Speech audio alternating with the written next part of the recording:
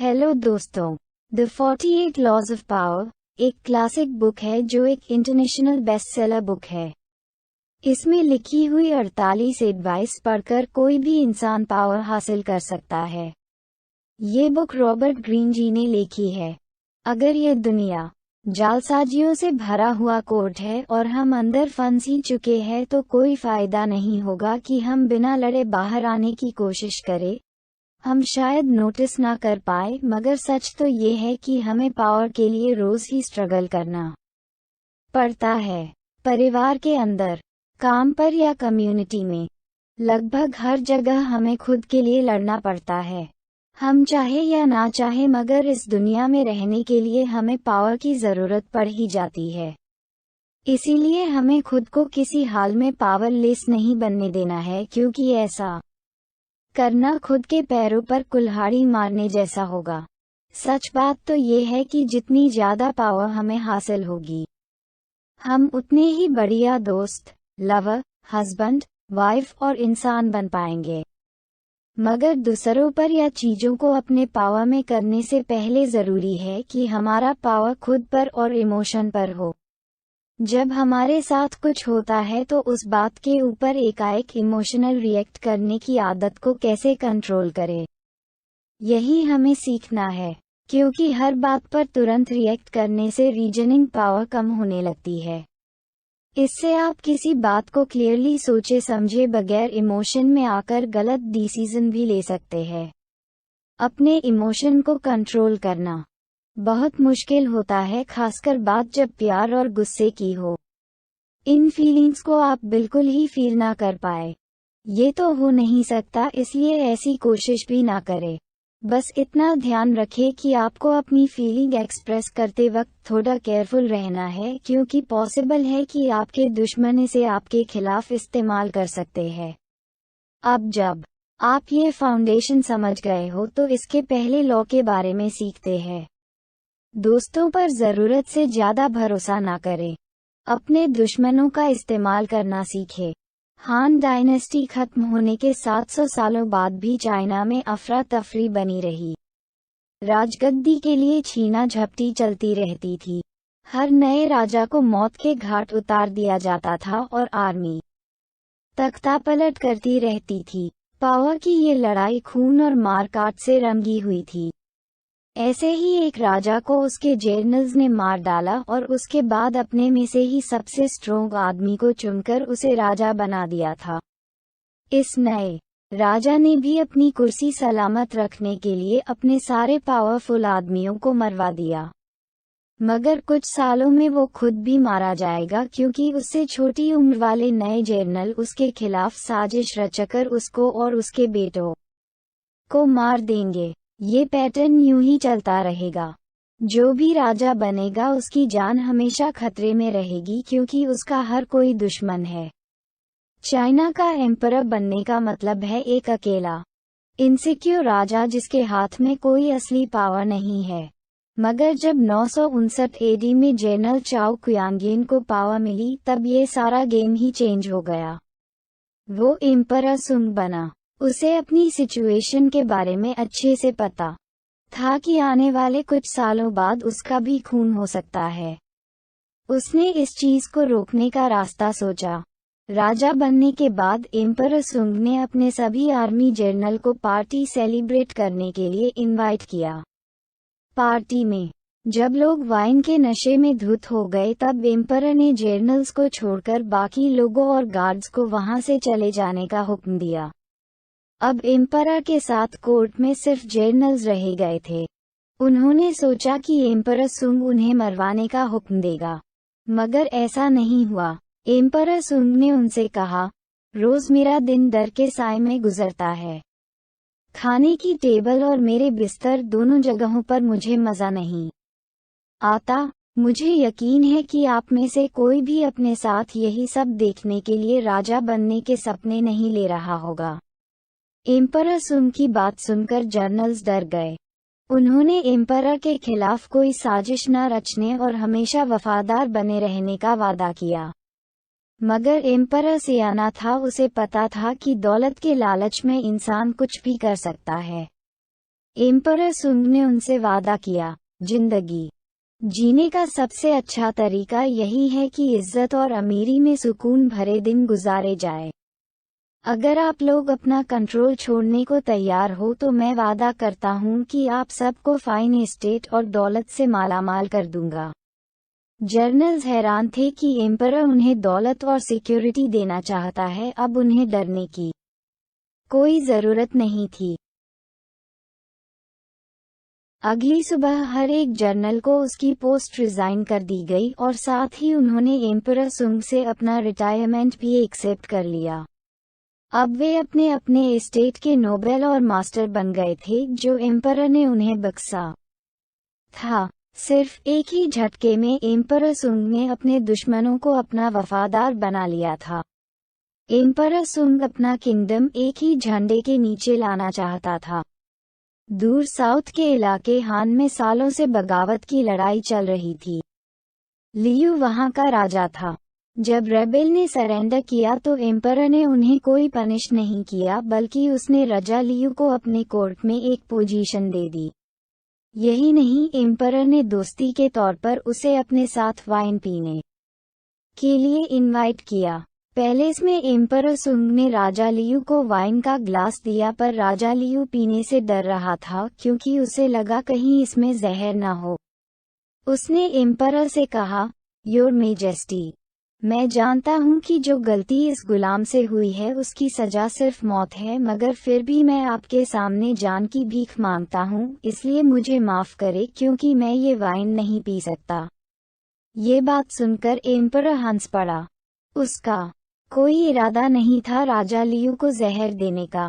राजा Liu को यकीन दिलाने के लिए उसने वो वाइन खुद पी ली। उस दिन से राजा लियू एम्परर का लॉयल बन गया। जो कभी बहुत बड़ा रेबेल था, अब वही एम्परर का सबसे पक्का दोस्त बन गया था। एम्परर सुंग ने जर्नल्स को बड़े बड़े एस्टेट गिफ्ट करके होशियारी का काम किया था। अब उनसे एम्परर को कोई डर नहीं था। उन्हें मारने से तो अच्छा था कि अपना लॉयल बना लिया जाए, और इससे आर्मी का तख्तापलट भी हमेशा के लिए रुक गया। एम्परर सुंग पहला था जिसने चाइना में सिविल वार और वायोलेंस को खत्म किया।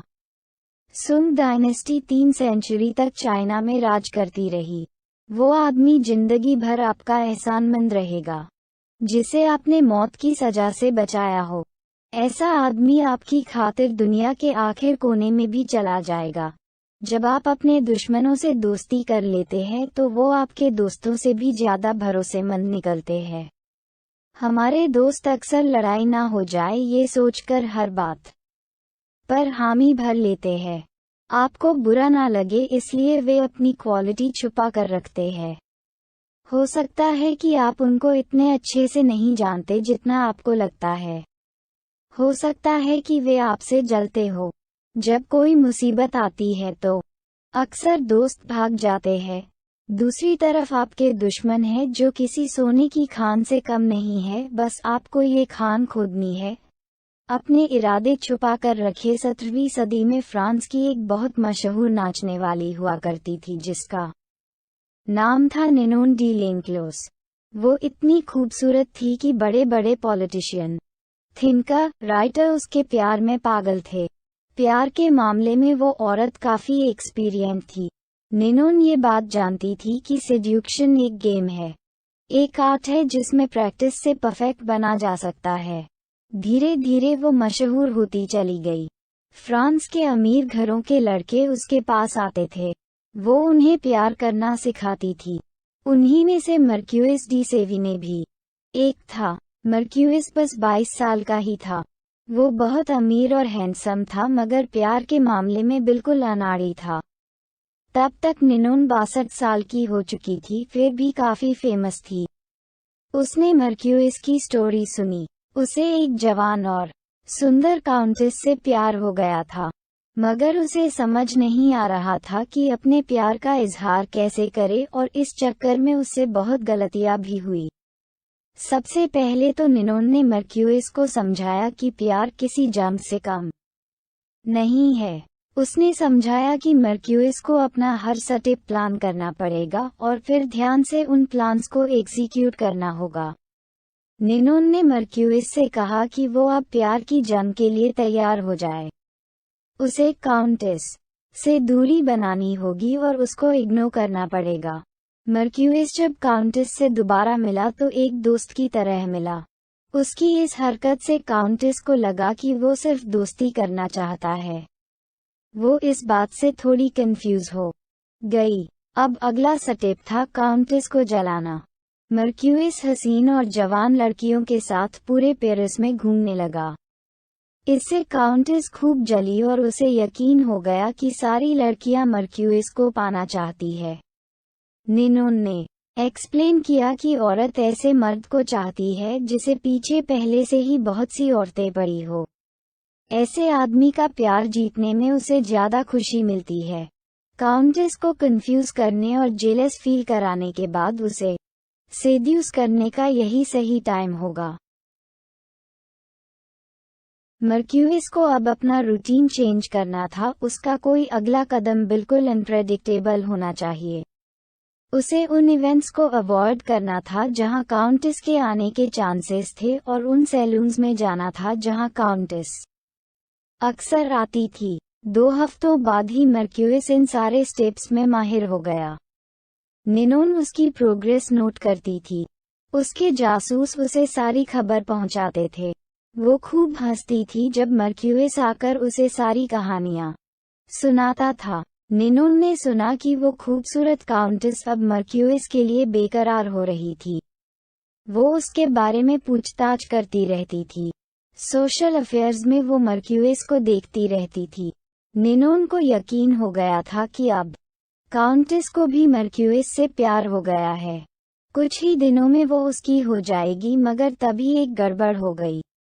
मर्क्यूरिस काउंटेस से उसके घर मिलने गया था, मगर वहां उससे मिलके वो डेस्पेरेट हो गया। वो निनोन की एडवाइस भूल गया और उसका उल्टा कर दिया। उसने काउंटेस का हाथ पकड़ लिया और अपने प्यार का इजहार कर दिया। उसकी इस हरकत से काउंटेस शॉक्ड रह गई। उसने तुरंत अपना हाथ छुड़ा लिया। जैसे जैसे रात ढलती गई वो खूबसूरत लड़की मर्क्यूरिस को अवॉइड कर रही थी। उसने उसे गुड नाइट भी नहीं कहा और बाहर तक छोड़ने भी नहीं आए। मर्क्यूरिस जब दोबारा उसके घर गया तो उसे बताया गया कि काउंटेस कहीं बाहर गई है। मगर मर्क्यूरिस उसके घर कई बार गया। फिर एक दिन काउंटेस उसे अंदर बुला लिया। मगर अब सब कुछ बदल चुका था। जो काउंटेस उसे चाहने लगी थी वो अब मर्क्यूरिस को देखकर अनकंफर्टेबल और ऑकवर्ड फील कर रही थी। और इस तरह एक लव स्टोरी का एंड हो गया।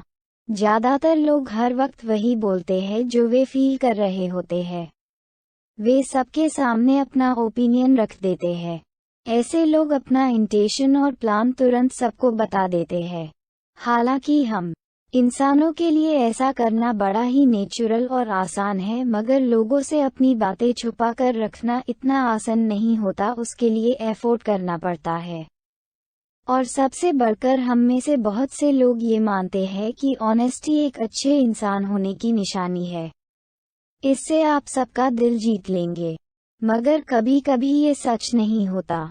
ऑनेस्टी असल में एक ब्लंट इंस्ट्रूमेंट की तरह है जो बचाने से ज्यादा काटने का काम करता है। जब आप जरूरत से ज्यादा ऑनेस्ट बनते हैं तो आप प्रिडिक्टेबल बन जाते हैं। ना तो लोग आपसे डरेंगे हैं, ना ही रिस्पेक्ट करेंगे। पावरफुल बनने के लिए यही सही होगा कि ऑनेस्टी को साइड में रखा जाए। अपने ट्रू इंटेंशन को छुपाना सीखिए, ये आपके बहुत काम आएगी। लोग उसी पर यकीन करते हैं जो वो देखते सुनते हैं। धोखा देना ज्यादा आसान होता है। ऐसा शो कराइए जैसे आप कुछ और चाहते हैं। इससे आप पूरे फ्री होकर अपने रियल गोल्स पर ध्यान दे सकते हैं। सेड्यूकेशन के गेम में कॉन्फ्लिक्ट लाए, जैसे एक ही वक्त में चाहत और बेरुखी दोनों दिखाए। इससे ना सिर्फ वो भटक जाए बल्कि आपको पाने के लिए उसके अंदर एक आग भड़क जाए। कभी भी अपने मास्टर से आगे ना निकले। Never outshine the master. Galileo Galilei एक इटालियन साइंटिस्ट था। सन 1600 के शुरुआती दिनों में वो बड़ी प्रॉब्लम से गुजर रहा था, क्योंकि उसे अपने रिसर्च की फंडिंग के लिए रूलर्स पर डिपेंड रहना पड़ता था। गैलीलियो ने जितनी भी डिस्कवरीज और इन्वेंशन किए वे सब उसके रूलेस को डेडिकेट थे। तब रीनेसेंस के टाइम में हर साइंटिस्ट को यही करना पड़ता था। जब उसने मिलिट्री कंपास का इन्वेशन किया तो उसको वो ड्यूक ऑफ गोंगाजा के सामने पेश करना पड़ा। उसने इस कंपास को यूज करने के बारे में एक किताब भी लिखी थी। ये किताब गैलीलियो ने मेडिसी फैमिली को दी थी। ड्यूक और मेडिसी दोनों बहुत इम्प्रेस हुए और उन्होंने गैलीलियो को और स्टूडेंट दिए। हालांकि गैलीलियो ने कई ग्रेट डिस्कवरी की, फिर भी उनके रूलेस हमेशा उन्हें बस गिफ्ट देकर पे करते थे, कभी कैश नहीं देते थे। इससे गैलीलियो हर चीज के लिए अपने रूलेस पर डिपेंड रहते थे। अपनी रोजी रोटी चलाने के लिए उन्हें अपने रूलेस का फेवर लेना पड़ता था। 1610 में गैलीलियो ने जुपिटर के मून की डिस्कवरी की। इस बार उसने एक नई स्ट्रेटेजी अपनाई। उसने अपनी डिस्कवरी को अपने हर पैट्रोन के हिसाब से बांट दी, जैसे किसी के लिए टेलीस्कोप, दूसरे के लिए कोई किताब वगैरह वगैरह। इस बार गैलीलियो ने मेडिसीज पर फोकस किया। उसने जुपिटर के मून की डिस्कवरी उनके नाम कर दी। ये बहुत बढ़िया टैक्टिक थी क्योंकि जुपिटर हमेशा से ही मेडिसी फैमिली का सिंबल रहा था।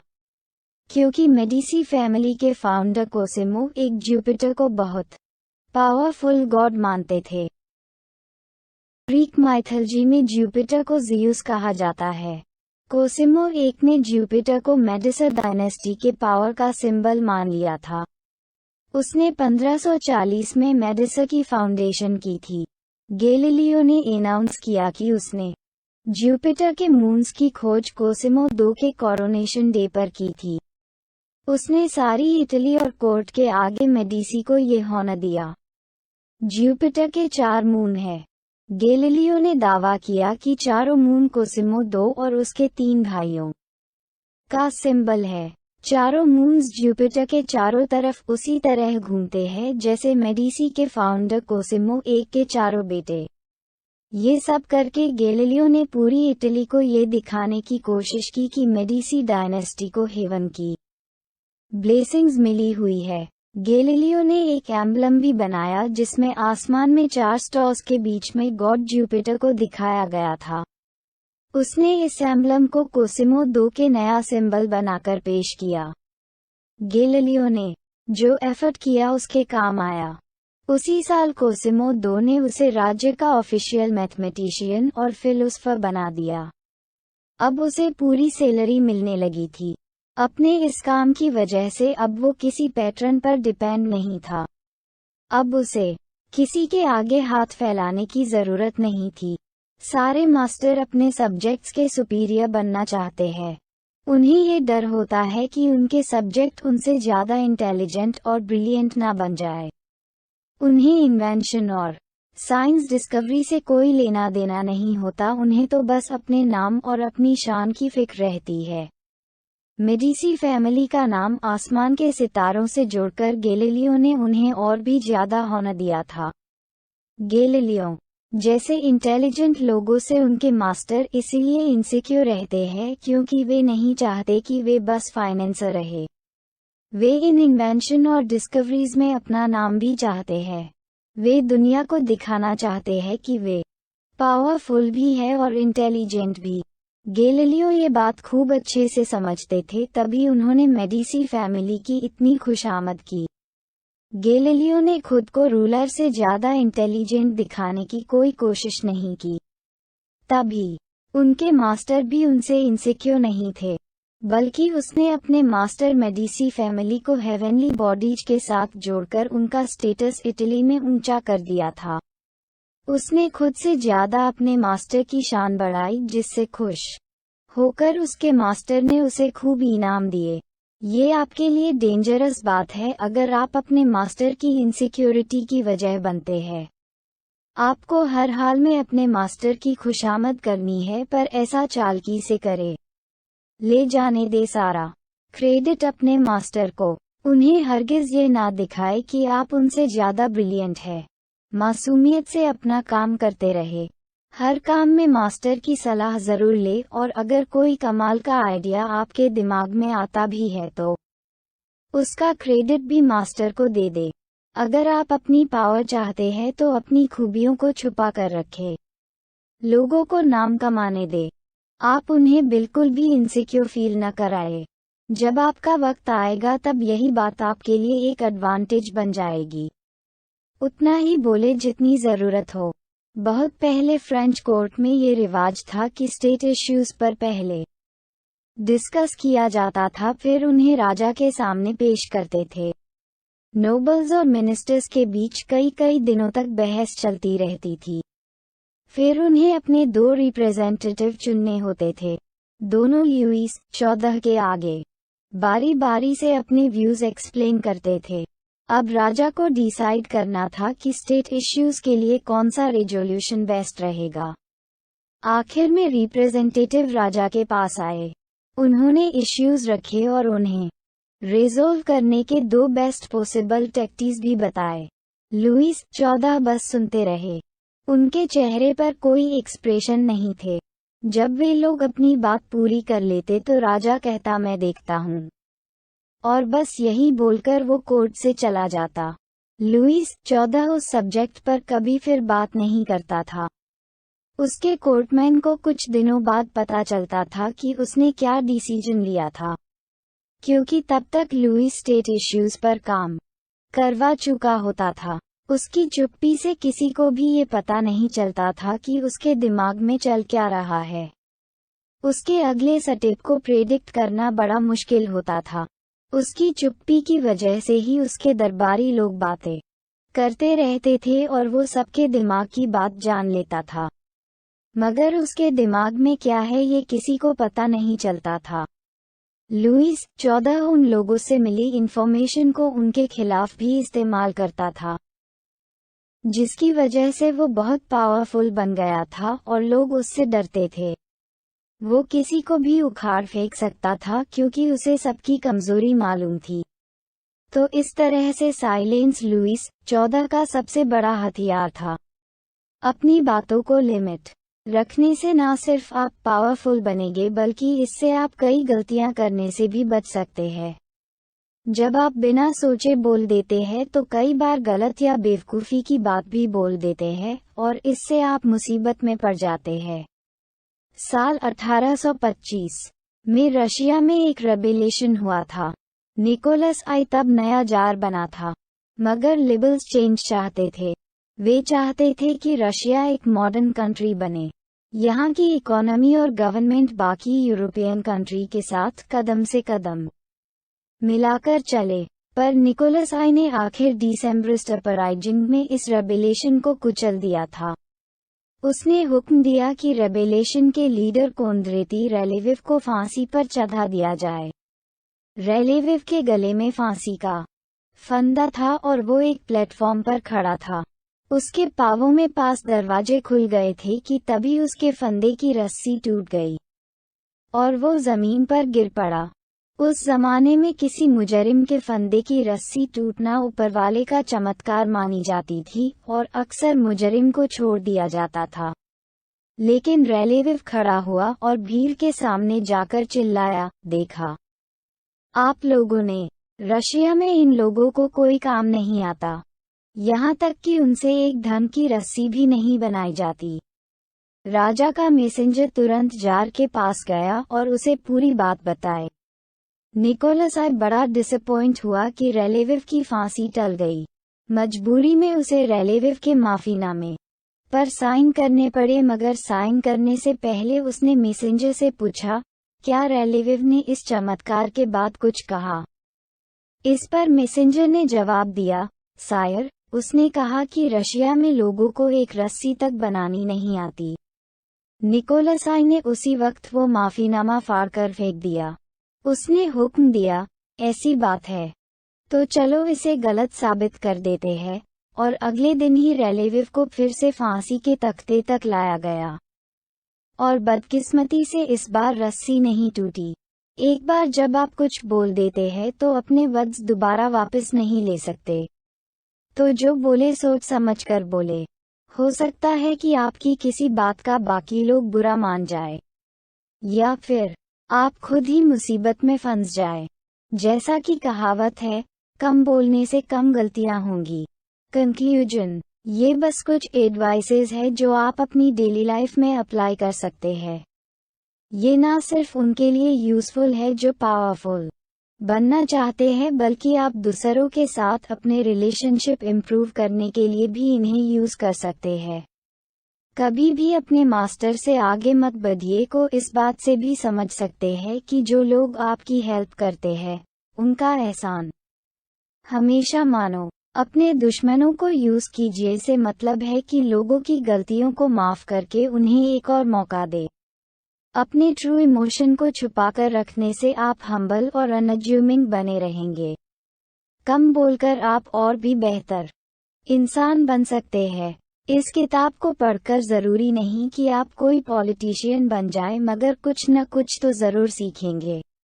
दोस्तों, आपको ये बुक समरी कैसी लगी कमेंट करके जरूर बताएं और इस आर्टिकल को अपने दोस्तों के साथ शेयर करें। आपका बहुमूल्य समय देने के लिए दिल से धन्यवाद। Wish you all the very best. धन्यवाद। यदि आप हमारी मेहनत की सराहना करते हैं तो कृपया इस पोस्ट को लाइक और शेयर करें और हमारे चैनल को सब्सक्राइब करें।